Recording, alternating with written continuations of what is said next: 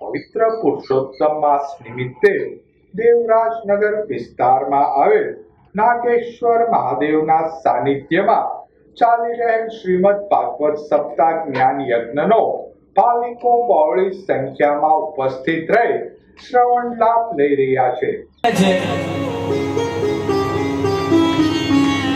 કૃષ્ણ બરોબર જમી તો લે છે ને. કૃષ્ણ અમને યાદ કરે છે. કૃષ્ણ એની ગાયોને યાદ કરે છે, એની માં જશોદાને યાદ કરે છે. એ અમને સંભાળે તો છે ને. હે ઉદ્ધવ, તું કે ને, જલ્દી અમને કે તું. ત્યારે ઉદ્ધવજી નંદ બાબાને કહે છે કે સાંભળો,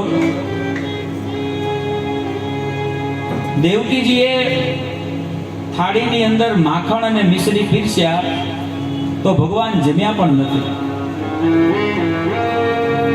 કે છે કે માખણ અને મિશ્રી હું જોઉં તો મને મારી માં જશોદા યાદ આવે, મને ગોકુળ યાદ આવે. અને વારે વારે નંદજી આપને અને માં જશોદાને કૃષ્ણ યાદ કરે છે. વારે વારે ગાયોને સંભાળે, ગોપીઓને સંભાળે, યમુનાનો ધરો સંભાળે. અને એક વાત કહું નંદજી, કૃષ્ણ જ્યારે ગોકુળ છોડી અને મથુરા ગયા ને, ત્યાર પછી કૃષ્ણએ ક્યારેય બાંસુરી બજાવી નથી. અને આ સાંભળી અને નંદજીની આંખોમાં અશ્રુ છલકાણા છે. મારા કૃષ્ણએ બાંસુરી છોડી દીધી. જશોદા મૈયા રુદન કરવા લાગ્યા છે.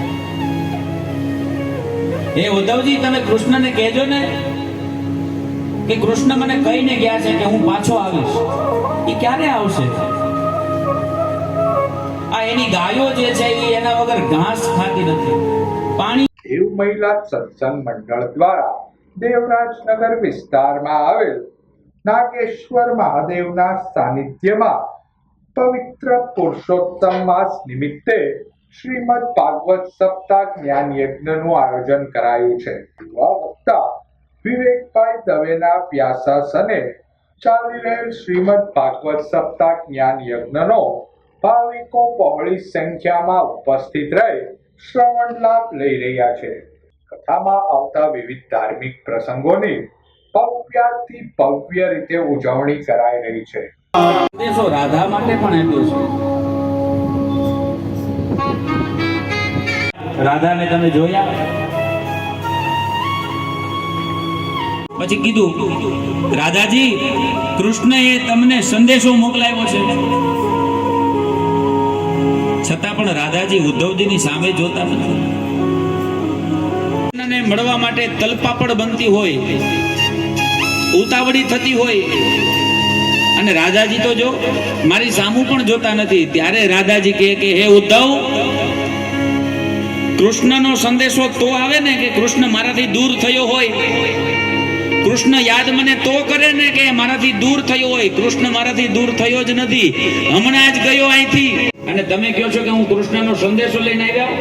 કયો સંદેશો તમે લઈને આવ્યા? અને આ બાજુ ઉદ્ધવજી ફરી પાછા ગોકુળની અંદર આવે અને નંદ બાબા અને જશોદા મૈયા આગળ જવા માટેની રજા લે છે. અને આ બાજુ